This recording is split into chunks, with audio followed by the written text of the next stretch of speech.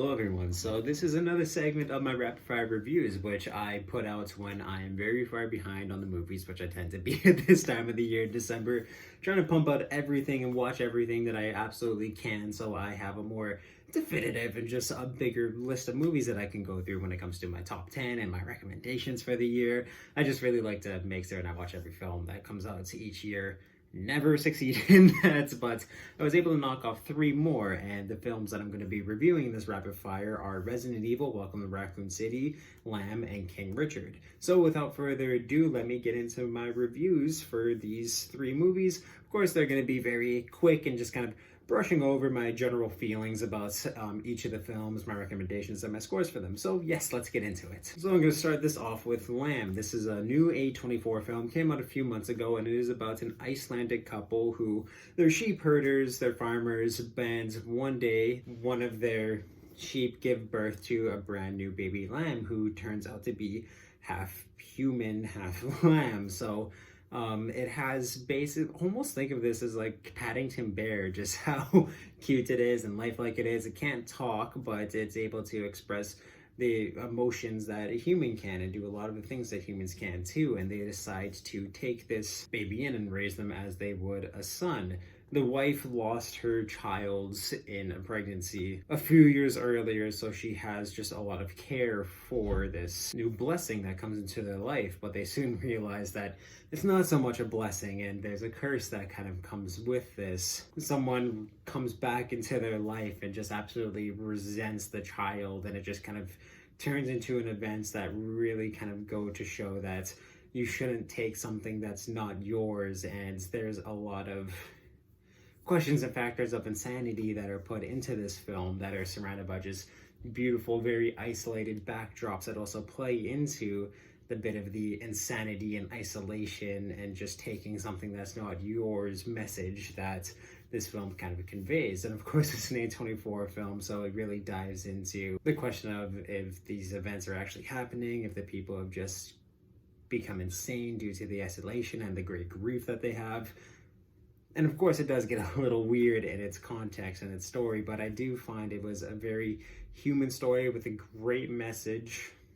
And there are twists and turns that's just also to have amazing, brilliant, and very beautiful cinematographic shots in this film. And I did really enjoy my time with Lamb, and it's something that I do highly recommend. I know it's not going to be for everyone just because of how far into left field some of the scenes can go, but the messages and just the context behind all of them are pretty dang great. So I'm going to give Lamb a 7.5 out of 10, and I do highly recommend it to just about anyone, really. Next on the list for me is King Richard. This stars Will Smith, and it is the story of the father, so Richard, of Venus and Serena Williams, the very famous and amazing tennis players. So it's about their younger lives and when their father was first getting them into tennis, and it just really goes to show how amazing of a father he was and how kind of pushing them for not only a balance between sports, good grades, street skills, everything like that. It just plays into being an amazing person. It's not just one skill that makes you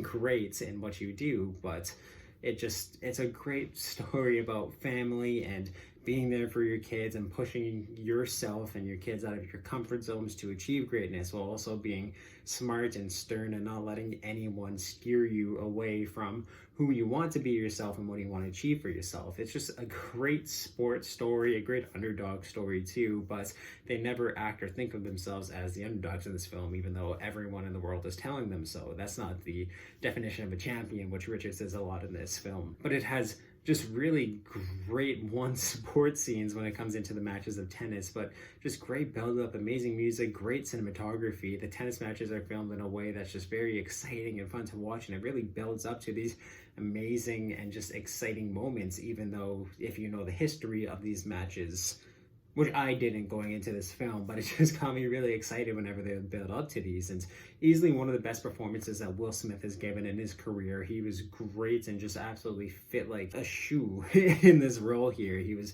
very fantastic and one of the best films that I've watched, not just because of his performance, but one of the greatest Will Smith films, I do have to say. And yeah, it's just a story about their younger years and how they became the champions that we know them today, and of course, how they got there through the motivations of their father. So this is a very fantastic film, easily kind of one of the best made and feel-good films of the year, and that is why I'm going to give King Richard an 8.5 out of 10. Give it a high recommendation. I think anyone will really enjoy this movie. It's about 2.5 hours long, and yeah, it's just a great time to sit down, watch, and yeah, just a really great kind of drama slash biopic. So last on the list to review is Resident Evil Welcome to Raccoon City. So this brings us a lot of stars from the games, from Chris and Claire Redfields to Albert Wesker, Leon Kennedy's in this, Joe Valentine. There's a lot of characters that they put in this, and I do feel like this movie bit off a bit more than it could chew.